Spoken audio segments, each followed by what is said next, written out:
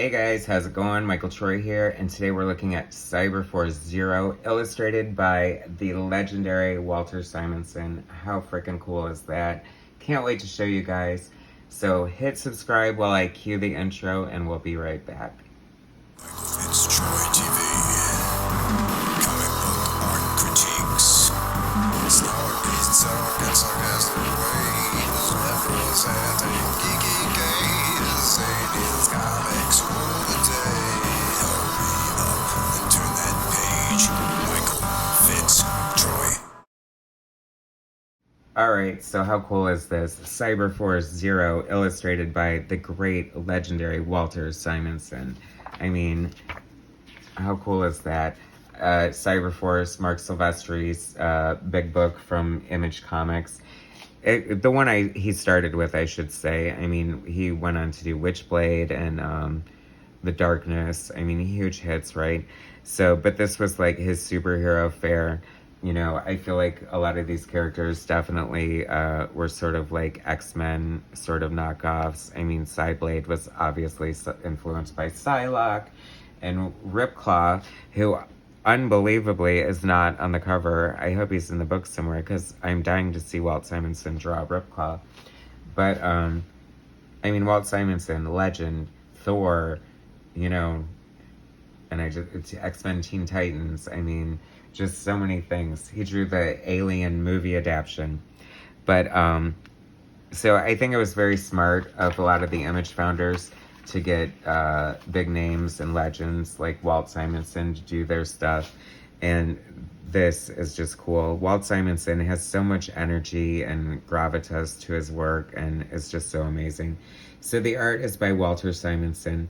And I love that Image is so art forward that they put the artist first, as they should when you got somebody as legendary as Walt Simonson in the credit box. Plot by Mark Silvestri and Eric Silvestri, his brother, and Walt Simonson. Script by Walt Simonson. Letters by John Workman, one of my favorite letterers ever. He's such a great letterer. Did tons of stuff for DC. Colors by Joe Chiodo. Colored everything for Wildstorm when Image first started, but he's an artist himself. I really like his stuff. There's a graphic novel he painted that I'll have to look for to show you guys, but that'll be for another day. So, my introduction, my brother collected Thor with Walt Simonson, and he loved it. He thought it was great, and you know, he would kind of show them to me, and I always thought, you know, the art was fun and it was cool, but I never really read it myself. And then I think we had that X-Men 171 where Rogue joins the X-Men, and I was really pissed off that Paul Smith wasn't drawing it, but it was so cool because it was just so cool. I mean, that great splash page of Storm instantly pops into my mind. Anyway, and then he would do the X-Men Teen Titans team up, so after that, it was over for me. I mean, I just love Walt Simonson. It's funny, and this is one of my problems with some of the early Image stuff, and I love Joe Chiodo's colors, but a lot of it always seemed kind of dark to me. Like, this is pretty dark. Like, if you saw the black and white pages, I just feel like, while it's really good coloring, it just sort of loses, like, maybe that much because of its being so dark. And I don't know what Simonson was thinking, but he just really went for it. Oh my gosh, this is great. Like, every page is so action-packed so far. He's, like, giving us, like, Kirby huge figures just, like, bursting off the page. And look at John Workman's lettering. Like, how cool is that? I'm thinking might be when they're still hand lettering, because everything's computer lettered now. But, I mean, it just goes to show, like, done right, lettering can add so much. And I know that modern comics try to be all realistic and try to be like movies, which I always say is just such a bad idea. Like, lean into the things that make comics great. I mean, comics became hugely popular for a reason, and you know, they've gotten rid of great storytelling devices that I just love, like thought balloons and sound effects and things like that. Oh my god, he is just like killing it. Like, there's just such a like looseness and ease to Simonson's work. I mean, it just like, it's like a kick in the face, like in a good way, if that's even possible. I can only imagine what this story is about. See, that's the good thing. I haven't read this in so long that I'm not going to spoil it for you. You can read it yourself if you so desire.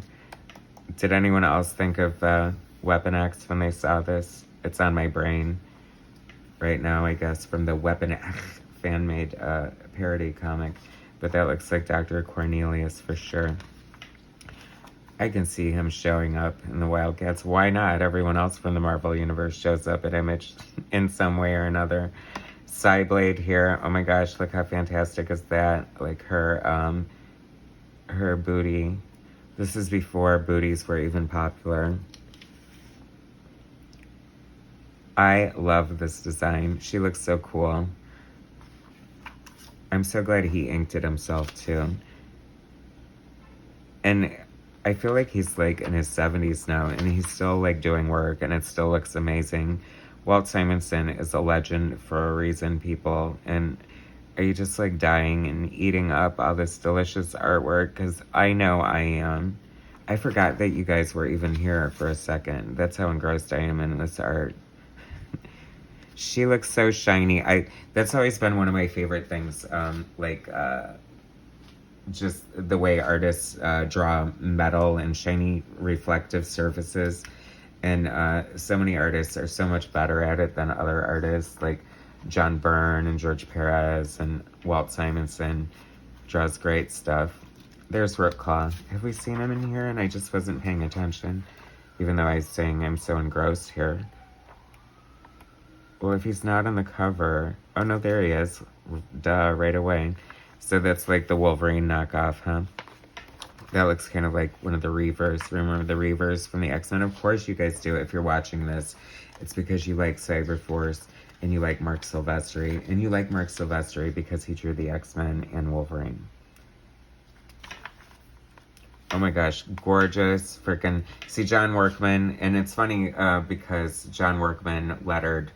what do you call it? Walt Simonson's run on Thor. So I think that after that, they kind of worked together a lot, if not exclusively. And I love that. It's like sort of like in Hollywood when, because I live in LA, like how, you know, directors use the same crew and stuff. It's just sort of nice to have that sort of, I don't know, team loyalty. You know, you find a great color. You know, that I think that's the key to success in comics. Sometimes, like Jim Lee and Scott Williams, you find an inker who just like really flatters your work and is totally amazing, and you stick with it. You lean into it, and it just works.